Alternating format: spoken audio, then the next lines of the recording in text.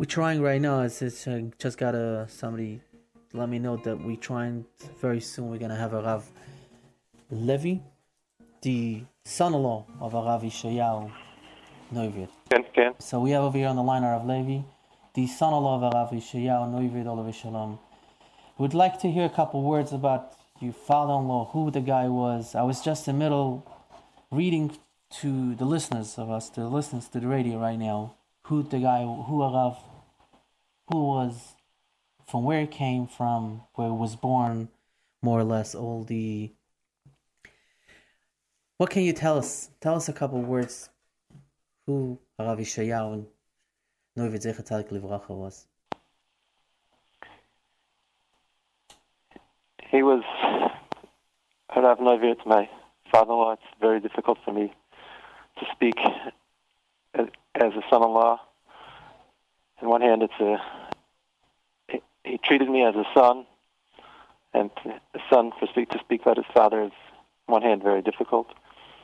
But on the other hand, I feel it's necessary. One of his major goals in life was to teach, to reach out to others, to teach what Yiddishkeit means in the world, and anything that we can learn from him, which adds to anything of brings a person closer to Hashem, was always his goal. And therefore, it's important to say over. He was brought up in Germany, in Berlin, and afterwards.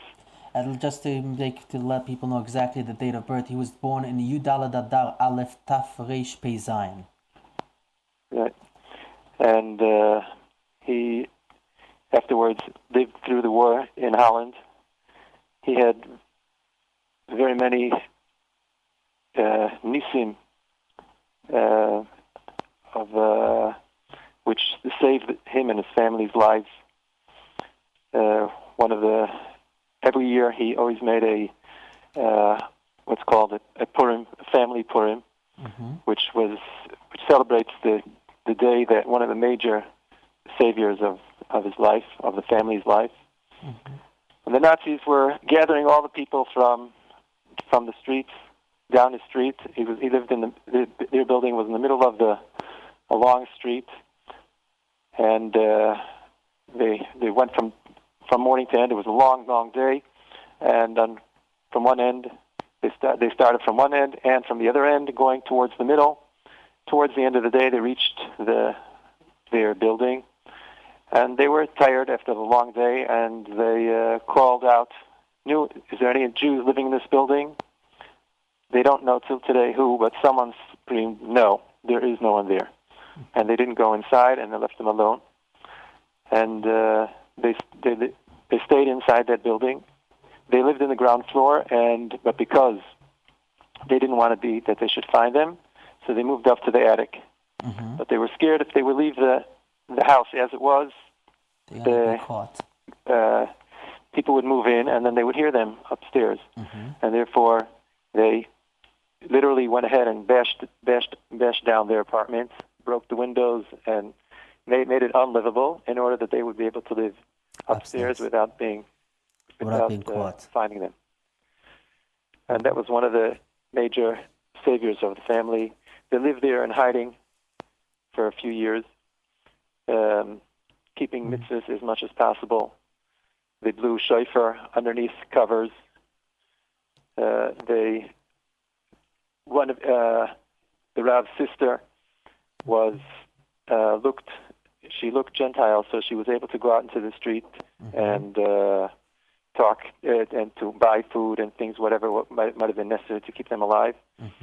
At one point, they realized they were scared that they would be caught, and therefore their father sent her to a family of Gentiles to watch through her and to watch her.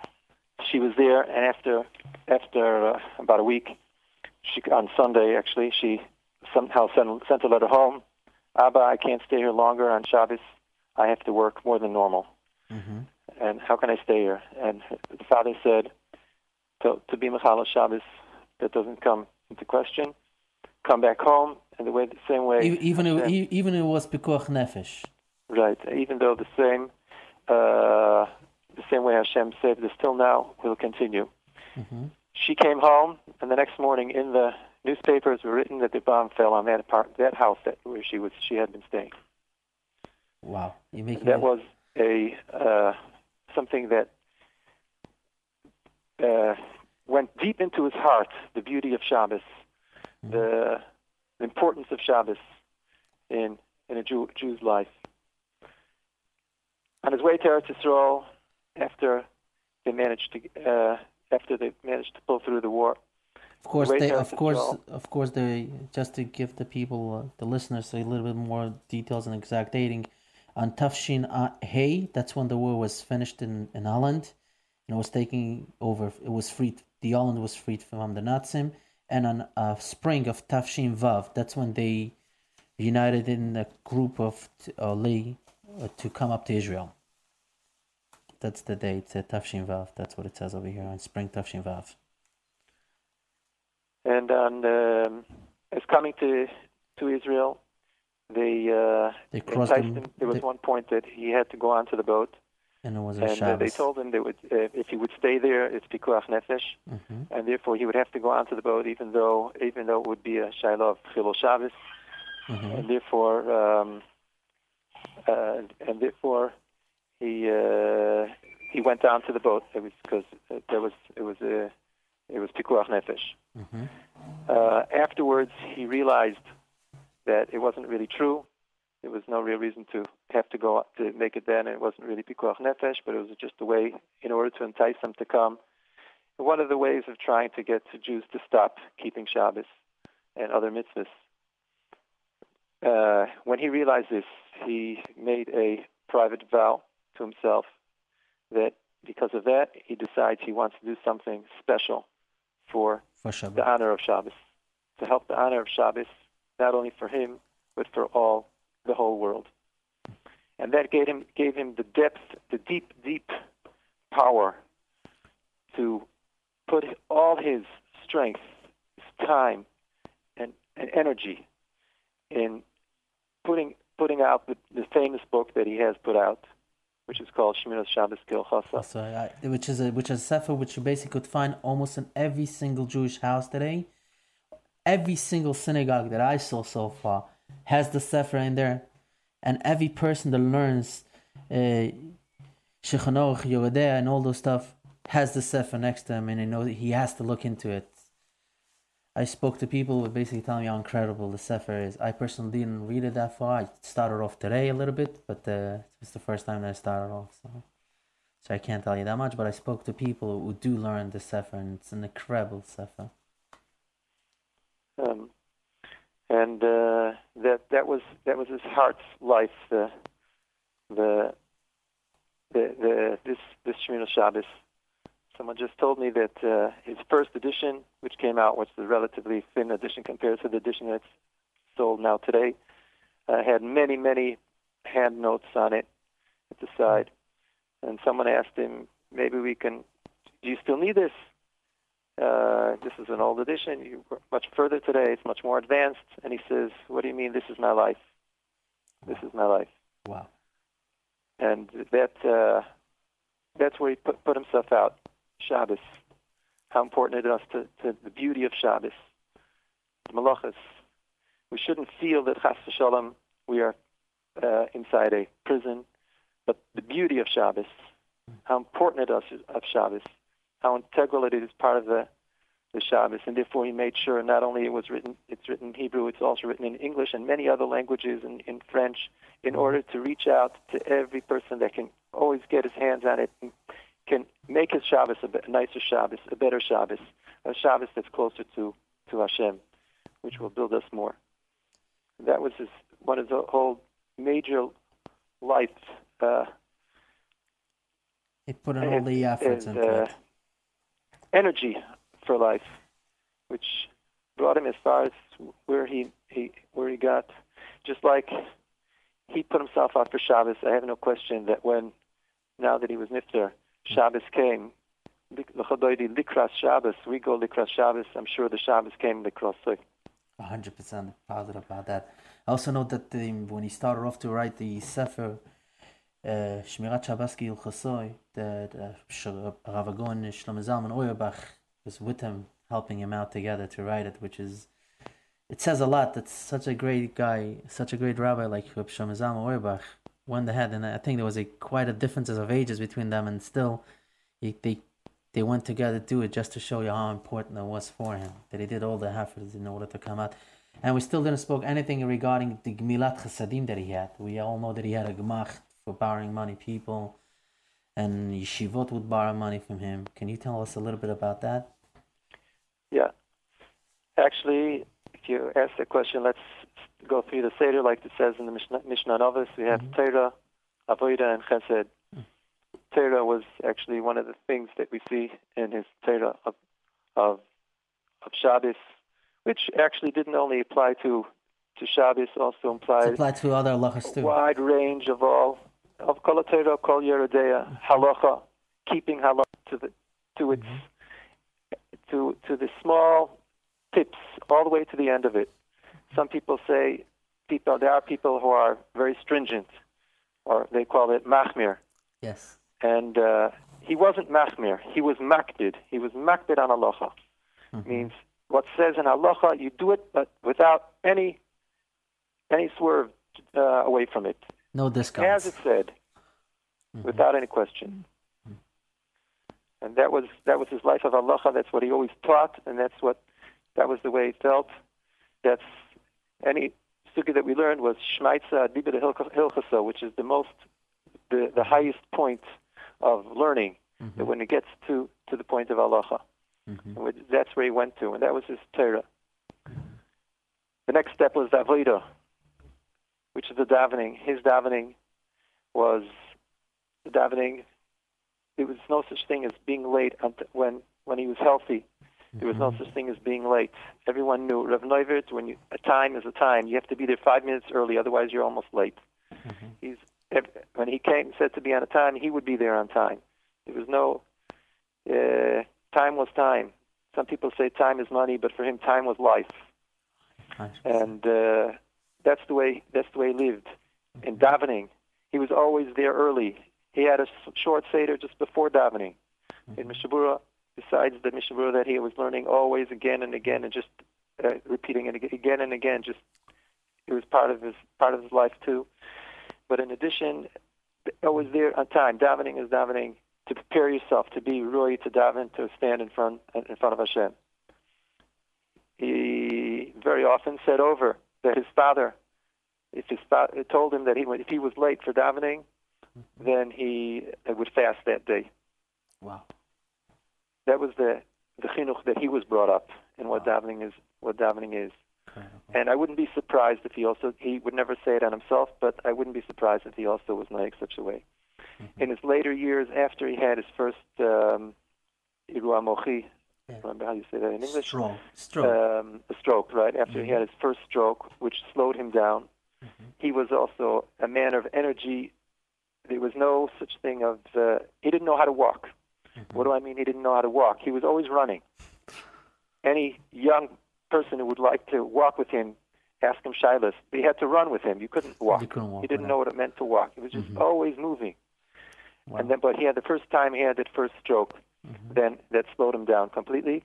And since then, he basically couldn't walk either. It means he didn't really know what walking was. Either it was running or you just don't walk.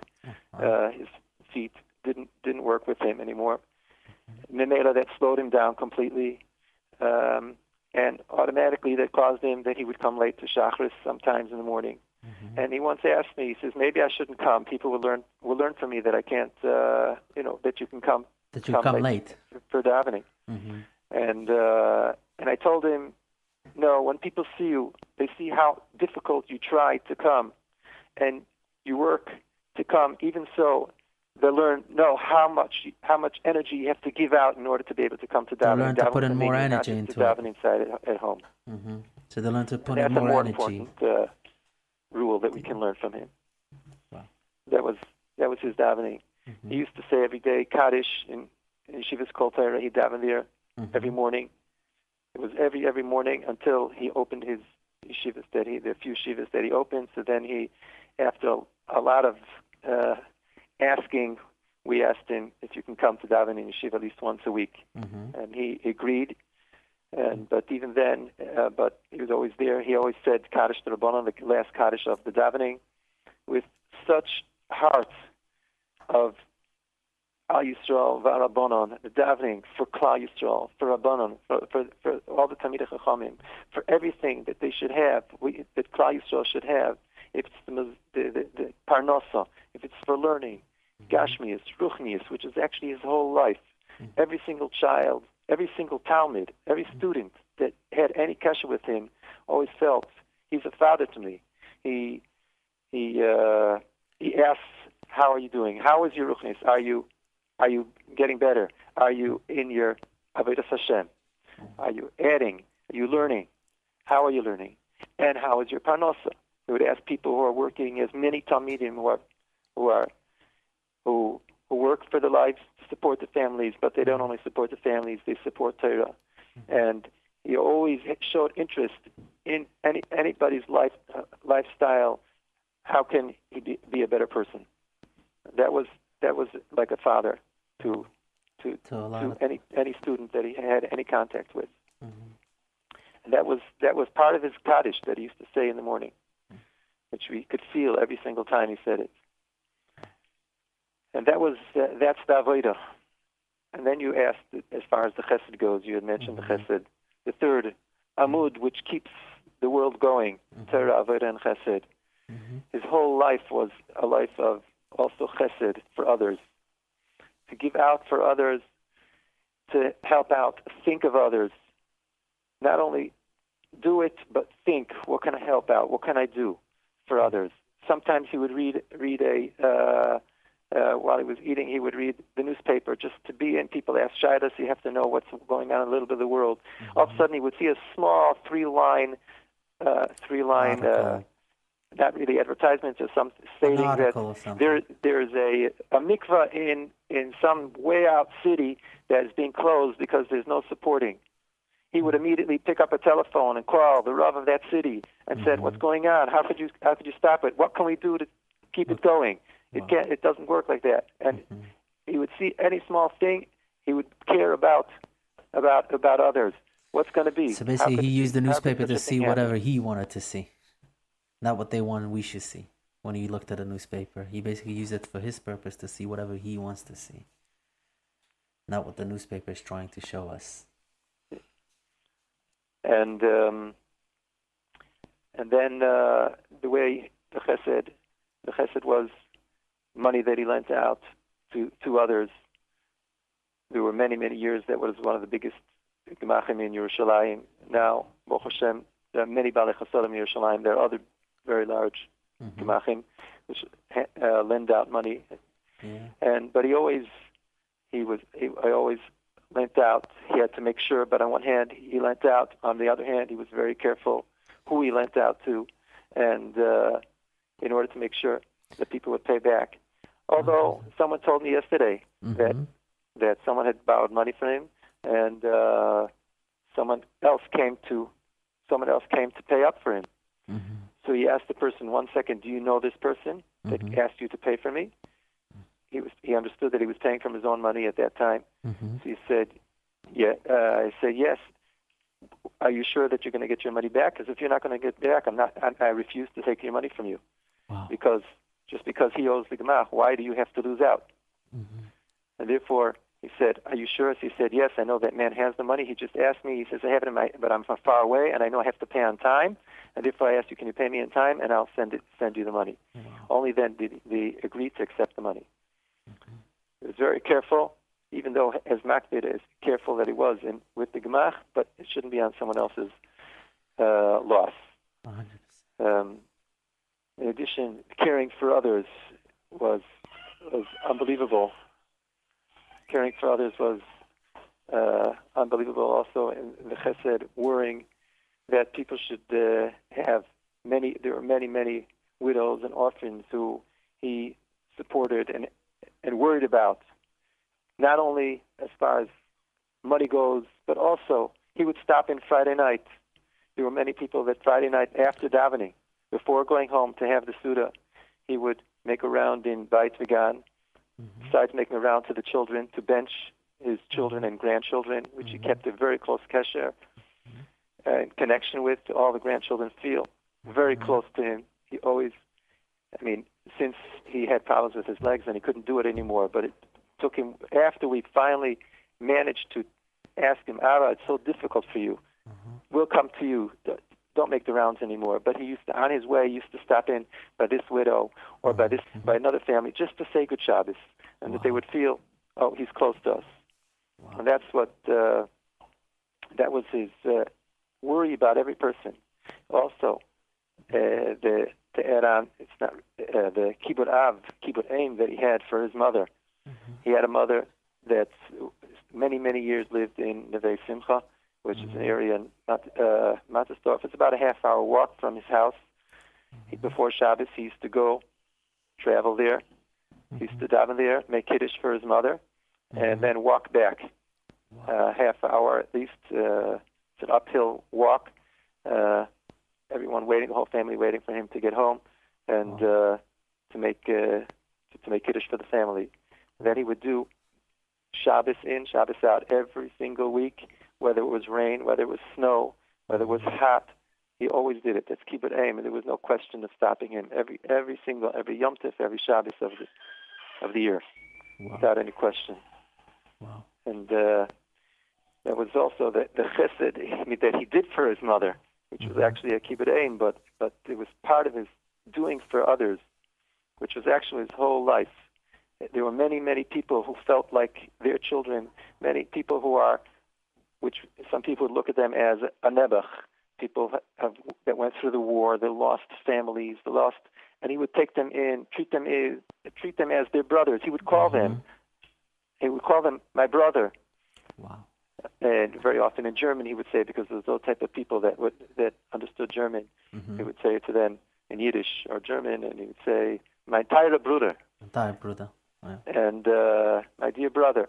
And that's the way he would treat them. That's the way they would feel. And they would come, and very often some of these people were not always clear of mind, and they would sometimes say things and do things which were not standard, and most people would either laugh or get turned off or get the feeling of, I'd prefer that these type of people wouldn't come to my house. And he would take them in and treat them and give them a good feeling too, as honored guests, and give them all the coverts they would need and all the feeling and interest that they need. And they always came. They came back. They came once and a second time and a third time, and they felt at home. And that's the way he was for his chesed. Basically, his house was open all the time for all kind of different people. I heard yesterday a small story from Rav Land. I'm going to make it really quick. When Rav Lau, which used to be the Rav Rashi in Israel, he went to be a mishgiach in Yeshivat Kol Torah. He says they gave him an apartment to live in. He was still single, and of course 3 meals. He was requesting from the Rosh Yeshiva from Kol Torah, as a part of his payment, he should have every day a shir with your father-in-law, Olav Shalom, of 2 hours every day in order to be able to learn halachot normally. He said to Rosh Yeshiva, to me, it's first time learning. To him, it's just as a review one more time.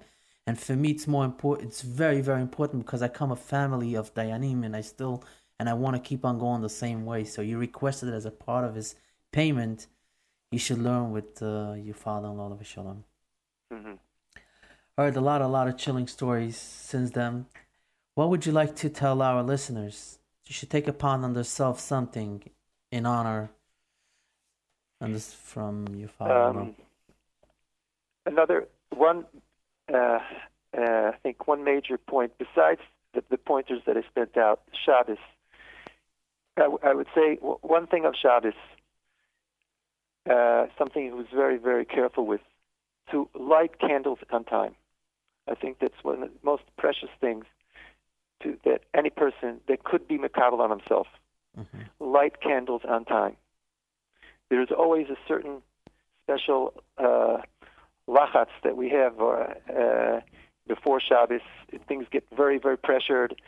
finish exactly on time, to get there on time, and we always get there like 5 minutes late in that sense.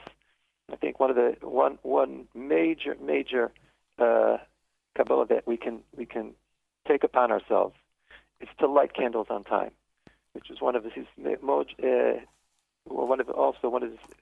things that always bothered him. How people would drive in the Shechuna here in Eretz Yisrael. Most of the areas, the Jewish areas, are closed in the streets, and people after the siren of the time of lighting, people are still driving. How could they still drive? Why aren't they lighting candles on time? And I think that is a very type of simple Kabbalah that we could take upon ourselves, and would make a difference in our lives, in our Shabbos, in our whole life, because we be in Sutter, and that's how, and that would be definitely a something, an aliyah for his neshama. He knows in his zchus, in his merit, that people take this upon themselves.